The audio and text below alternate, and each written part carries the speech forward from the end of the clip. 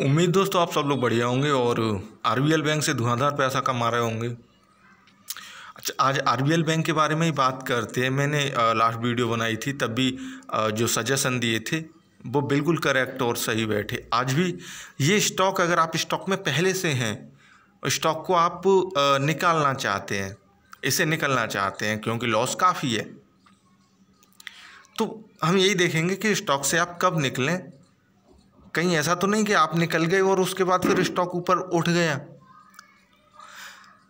तो वो सही कौन सी कीमत होंगी कि जहाँ तक आपको रुके रहना है। अब जब लॉस है, अगर आप स्टॉक में पहले से हैं और आपने गलत कीमत पर ख़रीद लिया, लॉस है तो है, ये आपकी गलती थी कि आपने गलत कीमत पर ख़रीदा।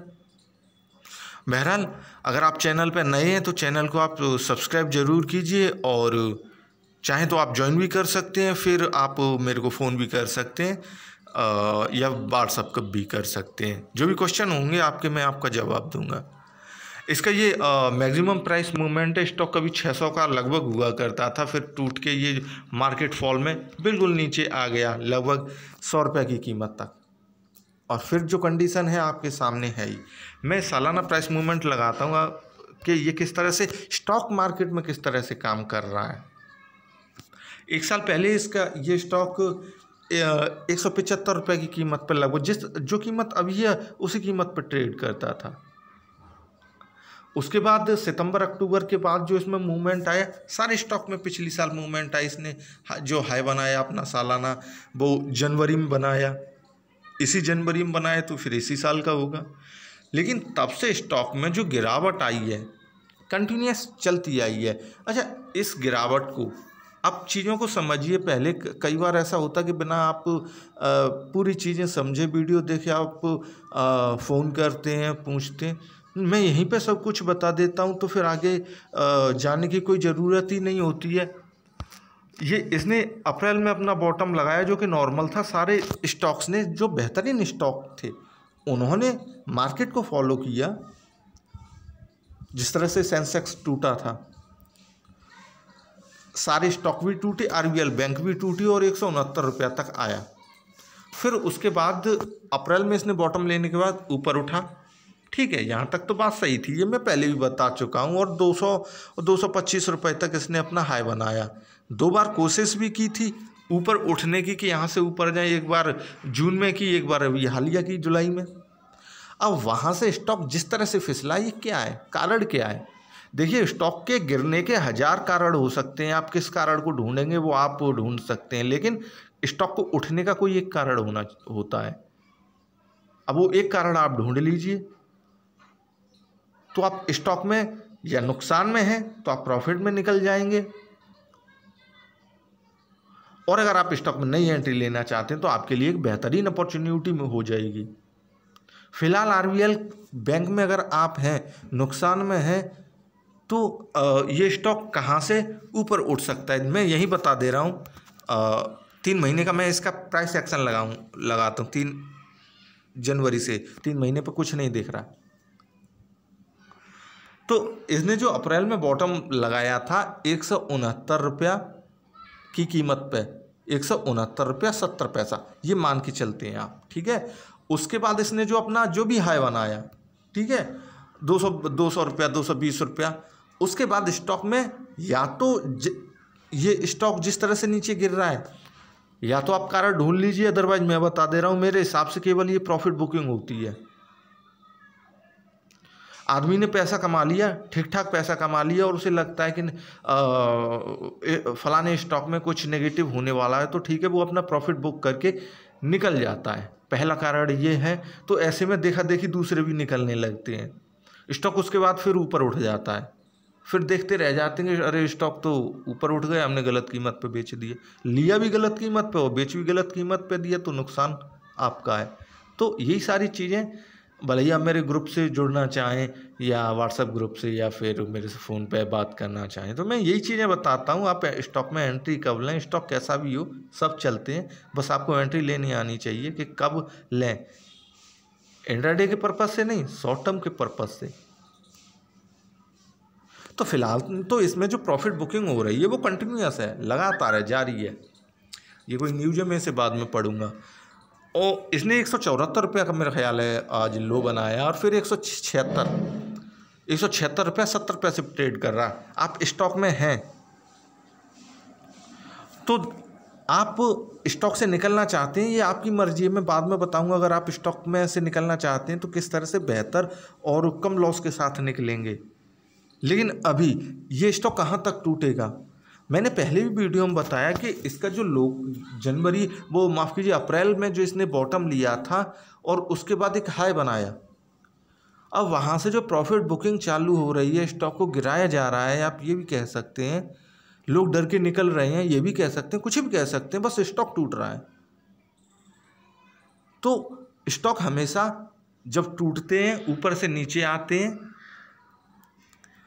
तो वो ए टाइप की शेप बनाते हैं, जिनका जिक्र मैं हमेशा करता रहता हूँ। मीन्स इसे एक आप पॉइंट मान लीजिए, इसे एक पॉइंट मान लीजिए, ऊपर गया नीचे आया, ठीक है ना, ये बन गई ए टाइप की शेप। जब स्टॉक बिल्कुल अपना सारा कुछ खो देता है, 170 पे आ जाए, 171 पे आ जाए, ठीक है ना, 173 पे, मतलब जब जितना उसने कमाया होता है, जब सब खो देता है तो फिर वो नई शुरुआत करता है। और ऐसा ही होता है, कोई दूसरा तरीका ही नहीं होता स्टॉक के पास ट्रेड करने का। तो अगर आप हैं, अब तक आपने लॉस झेला, आप आगे भी लॉस झेल सकते हैं, 2 रुपये का, 3 रुपये का। बाकी अगर आपको निकलना है तो आप 170 रुपये से नीचे की कोई भी कीमत है वहाँ से निकल सकते हैं। आप 169 से निकल सकते हैं, 160 रुपये से निकल सकते हैं, किसी भी कीमत से निकल सकते हैं। लेकिन मैं ये कहूँगा फ़िलहाल आप 169 तक बने रहें। स्टॉक शायद रिवर्सल ले ले, जैसा कि अक्सर होता है। बैंकों पे मैं भरोसा नहीं करता हूँ। बैंकों के सारे स्टॉक जब चढ़ते हैं तो चढ़ते हैं, गिरते हैं तो टूट के मिट्टी में मिल जाते हैं। तो लेकिन स्टॉक मार्केट में स्टॉक किस तरह से ट्रेड कर रहा है, मुद्दे की बात ये है। अब 170 रुपये से ये नीचे चला जाएगा तो फिर ये डाउन ट्रेंड में चला जाएगा। डाउन ट्रेंड का माने कि स्टॉक का अब कोई भरोसा नहीं, ठीक है। अब तक तो भरोसा था कि स्टॉक, हाँ, जिस तरह से मैं बताता हूँ कि स्टॉक हमेशा अपने करंट मार्केट प्राइस पर कभी ट्रेड ही नहीं करता, वो ना अपने पिछले हाई और लोज के साथ ही ऊपर नीचे होता रहता है। जिस तरीके से ये अप्रैल से ऊपर उठा, जिस तेजी के साथ, उसी तेजी के साथ ये स्टॉक नीचे टूट रहा है, सिंपल है। अब यहाँ से ये ऊपर उठेगा या ना उठेगा, आज और कल आप देख लीजिए। बस यही, मतलब जैसे बोला फायरिंग पॉइंट है ये, या फिर बोल सकते हैं हिंदी में जैसे बोलते हैं कि आर पार की लड़ाई है। या तो नीचे गिरेगा या फिर ऊपर उठ जाएगा। अगर आप यहाँ से निकलना चाहते हैं तो और सब्र रखिए थोड़ा सा, क्योंकि 74 के बाद अभी 176 पे स्टॉक आ गया, सो नीचे से ऊपर उठ रहा है। तो यहाँ तक तो आप सब्र रखिए, क्योंकि लॉस में है तो लॉस में ही रहेंगे, प्रॉफिट में नहीं हो जाएंगे जल्दी से बेच के। अगर आपने 10 रुपये का लॉस खाया है तो 2 रुपये का और सही, 1 रुपया का और सही, लॉस ही में रहेंगे, प्रॉफिट में नहीं आ जाएंगे। हाँ, इससे गुंजाइश ये बढ़ जाती है कि स्टॉक में रिवर्सल आने की जो पॉसिबिलिटी होती है, आप बिना लॉस खाएं उस अपॉर्चुनिटी का प्रॉफिट ले सकते हैं। और मैं बताता रहता हूँ, हमेशा ऐसा ही होता है। और स्टॉक अगर इसका जो लो है अप्रैल का, उसके बाद नीचे चला जाए तो फिर सालाना अपना जनवरी से लेकर अब तक जो भी है डाउन ट्रेंड में चला जाएगा। फिर तो आप फिर या तो लॉन्ग टर्म के लिए छोड़ दीजिए या फिर आपकी मर्जी है। अब इसमें से अगर आपको प्रॉफिट बुक करना भी है तो मेरे को कई सारे इन्वेस्टर ऐसे होते हैं कि वो अपना सारा माल बेच देते हैं। सबसे गंदा तरीका होता है किसी भी स्टॉक में, जब प्रॉफिट हो रहा होता है या लॉस हो रहा है तो वो सारा माल बेच देते हैं एक साथ। सबसे गंदा तरीका, इससे गंदा तरीका और कोई हो ही नहीं सकता। आप लॉस में हैं, अपने हिसाब से स्टॉक अपने हिसाब से चूज कीजिए कि हाँ स्टॉक तो नीचे गिर रहा है, तो फिर उस हिसाब से जब गिर रहा होता है, आपको लग रहा होता, महसूस कर रहे होते हैं, तो वहीं से आप, ठीक है, आप 10-10%, 20-20%, 30-30% करके अपने शेयर बेच सकते हैं। या फिर अभी जैसे जिस तरह से फायरिंग पॉइंट पे है, आर पार है, या तो नीचे जाएगा या ऊपर जाएगा। ऐसे में अगर आप अपने शेयर्स बेचना चाहते हैं तो आप 50% शेयर बेच सकते हैं, मतलब आधे शेयर बेच सकते हैं, आधे रख सकते हैं। ठीक है, आधे जो आपने बेच दिए, ठीक है, आपने कहा जो भी लॉस खाके हमने जो पैसे बचा लिए वो इतने हैं।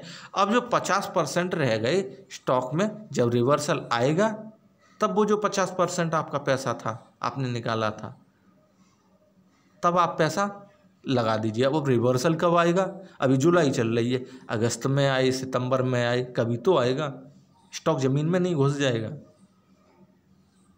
भले ही वो 4 रुपये का, 10 रुपये का या 20 रुपये का रिवर्सल आएगा तो, लेकिन जिस तेज़ी के साथ ये स्टॉक गिर रहा है, एक बात और मैं बता दूं, उसी तेज़ी के साथ उठेगा। तो इन चीज़ों को आप ख्याल रखिए। शेयर बेचने से पहले सोच लीजिए, और अगर आप मेरे से बात करना चाहते हैं तो मेरे को फ़ोन भी कर सकते हैं। वीडियो देखने के लिए थैंक यू। अच्छी लगी हो तो लाइक ज़रूर कीजिए और शेयर ज़रूर कीजिए दोस्तों के साथ।